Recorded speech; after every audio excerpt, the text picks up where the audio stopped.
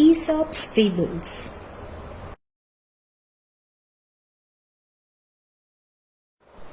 The Milkmaid and her Pail.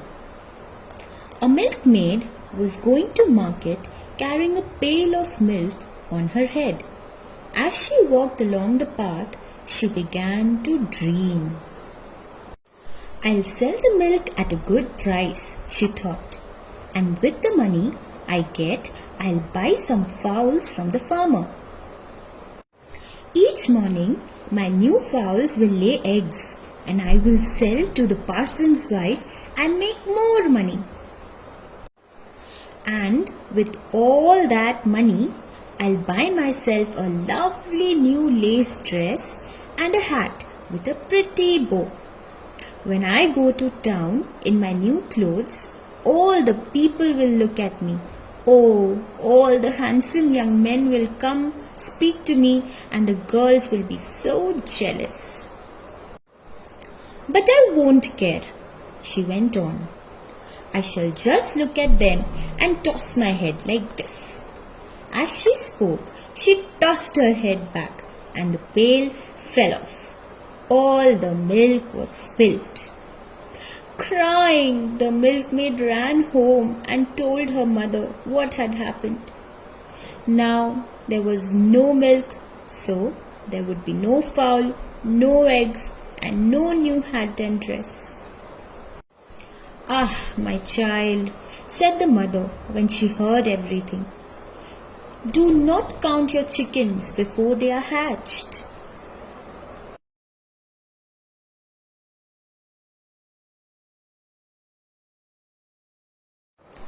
The Frog and the Ox. A little frog once saw an ox and didn't know what it was. He leaped into his father in great fright and said, "Oh father, I have just seen the most terrible big monster. It was as big as a mountain, with horns on its head and a long tail, and it had hoofs divided in two." As the little frog said this, his father sat by the lily pool, sunning himself and daydreaming. "Take it easy, child," said the father frog. "What you've seen was just the farmer's silly white ox. It can do you no harm, and it's certainly not that big. It may be a bit taller, but I can surely be as broad as it is. Here, look at me," continued the father frog, as he began to swallow huge gulps of air and blow himself out more and more and more. "Was he as big as this?" he asked his son. "No, father, much, much bigger." Again the father blew himself out more. Again the son said the ox was bigger. So the frog took a deep breath and blew and blew and blew and swelled and swelled and swelled till it burst. One should never show off and try to be what they are not.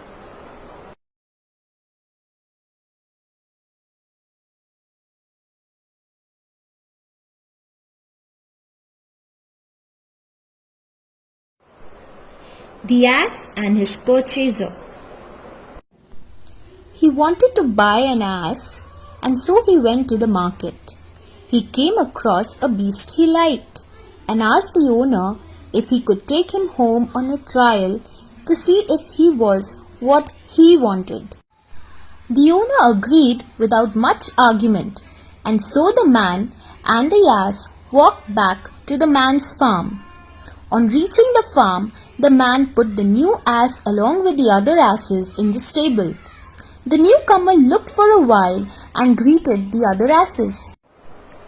After a while, it went and sat next to the greediest and the laziest of all the beasts in the stable. When the master came back and saw this, he did something very strange and unexpected.